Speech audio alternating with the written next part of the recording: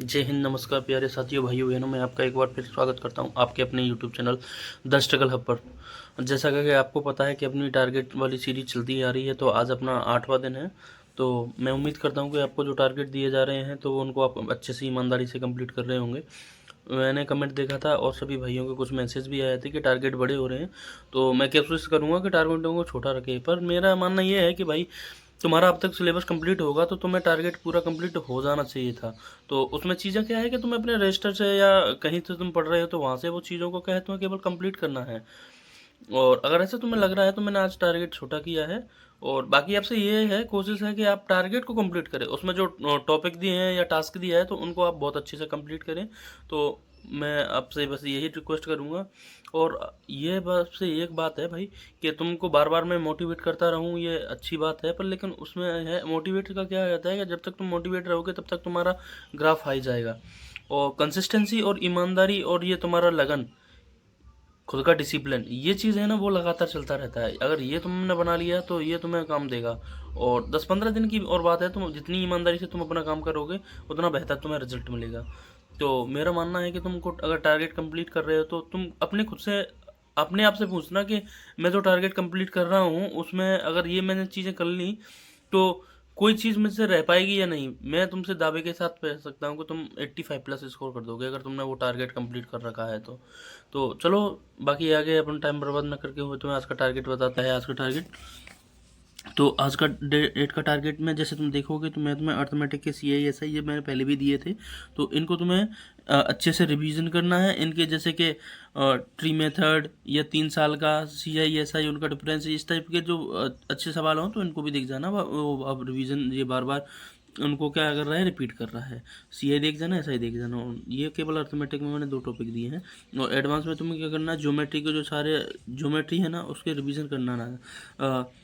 त्रिभुज का, वृत्त का, आयत का, इन सारी चीज़ों का, क्योंकि ये बार बार यहीं से क्वेश्चन पूछ रहा है और ये इनके जो सारे कॉन्सेप्ट है ना उनको तुम बहुत अच्छे से देख जाना। तो ये चीज़ें तुम एक बार कंप्लीट बहुत बढ़िया से कर जाना। और तुम्हें क्या है, जो फार्मूला का मैंने तुमसे रोज़ कहता हूँ कि सबसे पहले उठ के सारे फार्मूला एक बार, एक कॉपी बनाई होगी तुमने, मैंने तुम्हें बताया होगा, तो सारे फार्मूला उस कॉपी में लिखने होंगे। तो उनको सबसे पहले उठ के सारे फार्मूला याद करना है, रिवीजन करना है, एक बार खुद के हाथ से लिख के देखना है। और शाम को सोते टाइम ये सारे फॉर्मूले एक बार फिर रिवीजन करना है और लिख के देखना है ये वाली। और रीजनिंग में क्या करना होगा, तुम घड़ी, ये मैंने वैसे सारे टॉपिक पढ़ा बता चुके हैं, तो घड़ी है तो इसका रिवीजन करना है। और कोडिंग डिकोडिंग के सारे टाइप, जितने टाइप हो सकते हैं उनके सारे टाइप देखना, क्योंकि वहाँ से एक आध क्वेश्चन फंसा रहा है। कोडिंग डिकोडिंग भी ठीक आ रही है। और मानसिक अभिरुचि का जो शुरू से चला आ रहा है वही मानसिक अभिरुचि तो तुम्हें बहुत अच्छे से करनी है।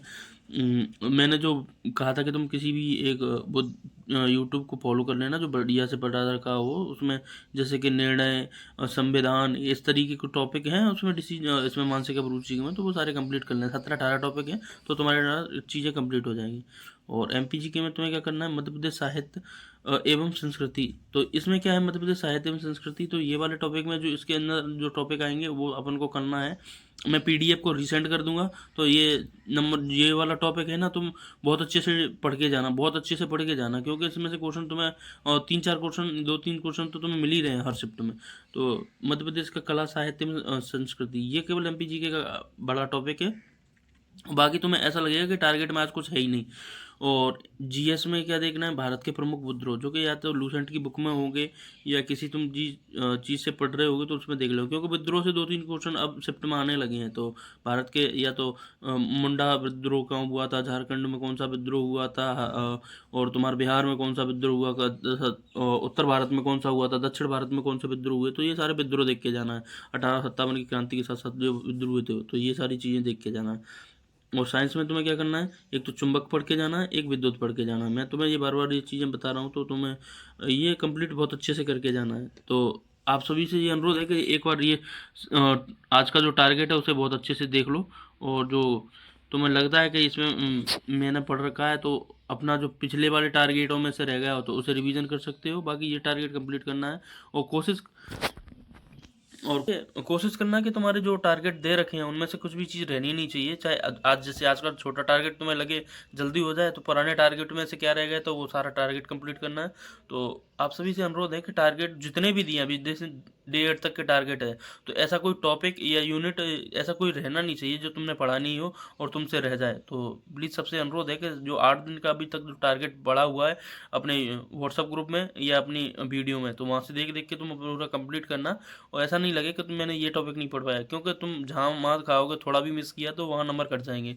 तो सारा कंप्लीट करो, तुम्हारे नंबर अपने आप इंक्रीज होने लगे तुमको। और ये मत करो कि मैं अब कॉन्फिडेंट हो गया और फिर डाउन हो जाओ, पेपर में क्या है, ऐसे मतलब भाई विचार मतलब। बस यही है कि तुम लगातार जो तुम्हें बताया है उसको कंप्लीट करो और तुम्हारी चीज़ें अपने आप हो जाएंगी।